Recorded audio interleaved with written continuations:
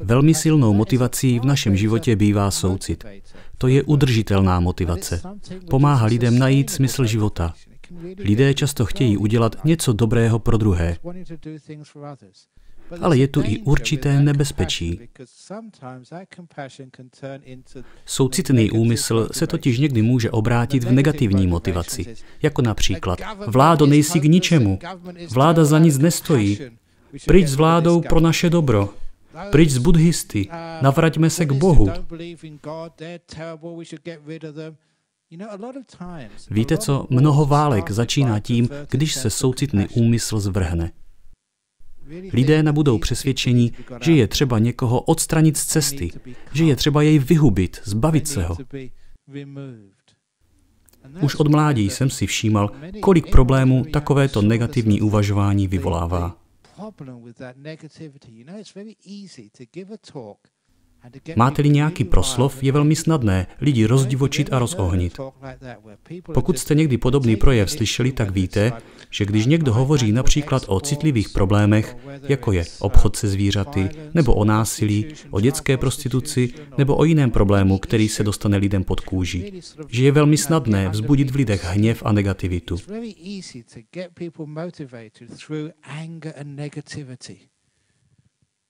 Já se tomuto snažím vyhýbat, protože mnich by měl být pacifistou a tyto špatné emoce by neměl podněcovat.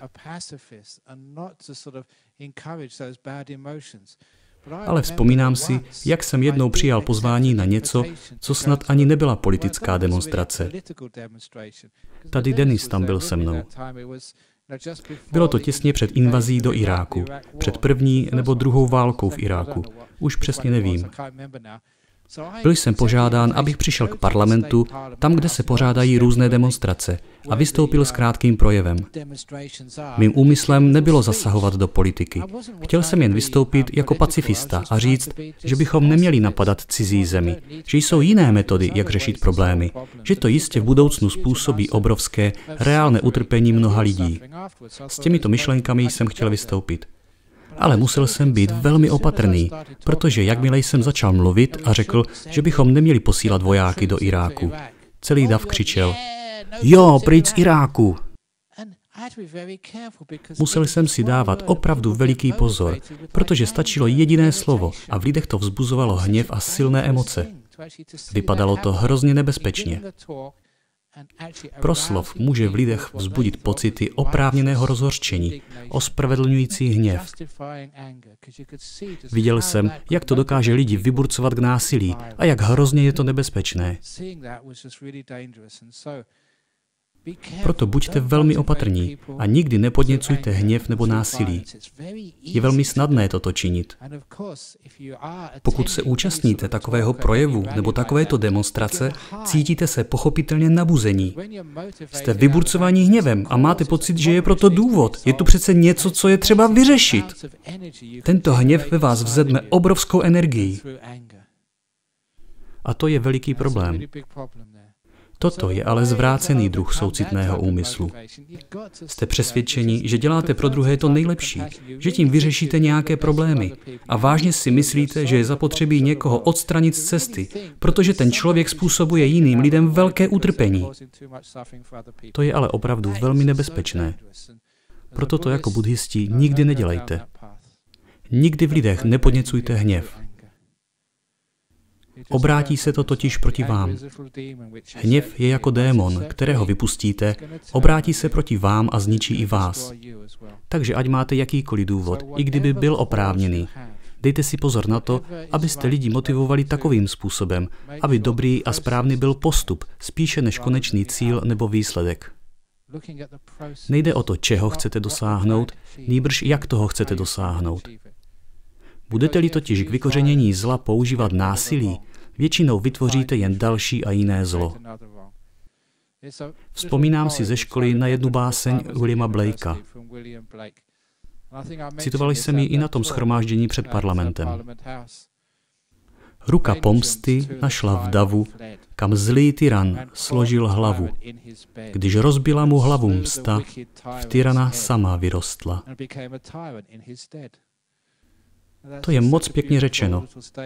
Ta báseň ukazuje, že lidé, kteří jsou vedeni takzvaným oprávněným hněvem, spravedlivými důvody, nebo spíše tím, co za ně považují a čím ospravedlňují svůj hněv a násilí, se v budoucnu většinou sami stávají tyranem.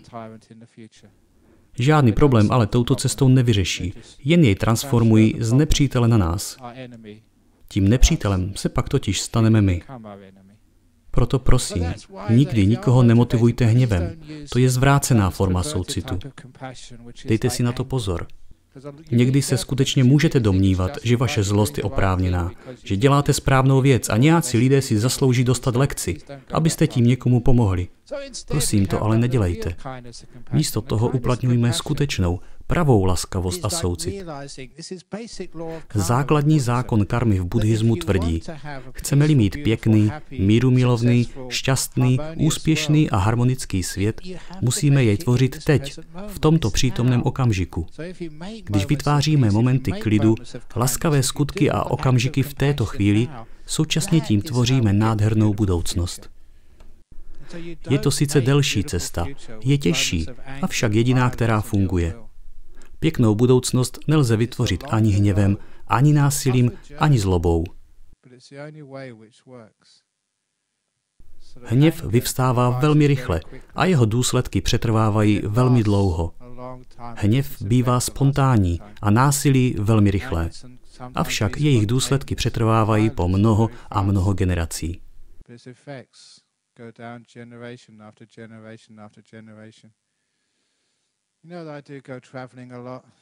Jistě víte, že hodně cestuji. A loni jsem byl ve Frankfurtu vyučovat na jednom meditačním kurzu. Už jsem tam ostatně byl podruhé. Lidé mi tam říkali jednu zajímavou věc. Tamní náboženská společnost často poskytuje poradenství pro lidi s nejrůznějšími problémy. A častokrát pomáhají lidem s posttraumatickou stresovou poruchou z důvodu druhé světové války, která ale skončila už před 66 lety. Bývají to lidé, kteří se narodili až po skončení druhé světové války. Přesto tento obrovský válečný konflikt v Evropě dál prosakuje skrze generace. A i lidé, kteří se narodili 20, 30 nebo 40 let po jeho skončení, stále trpí traumatem této hrozné války. Nejprve jsem tomu nemohl uvěřit. Ale když jsem to blíže zkoumal, zjistil jsem, že to tak skutečně je. Tady vidíte, jak násilí velmi rychle vzniká, ale pak přetrvává v generacích po velmi, velmi dlouhou dobu. Opačný způsob, jak budovat mír, ano, je velmi těžký a vybudovat jej trvá spoustu a spoustu let. Avšak jakmile tu je, hojí rány a vydrží po velmi dlouhou dobu. Nechat se vést soucitem je mnohem obtížnější. Je to běh na dlouhou trať. Chce to více času. Ale jistě víte a cítíte, že takto je to správně.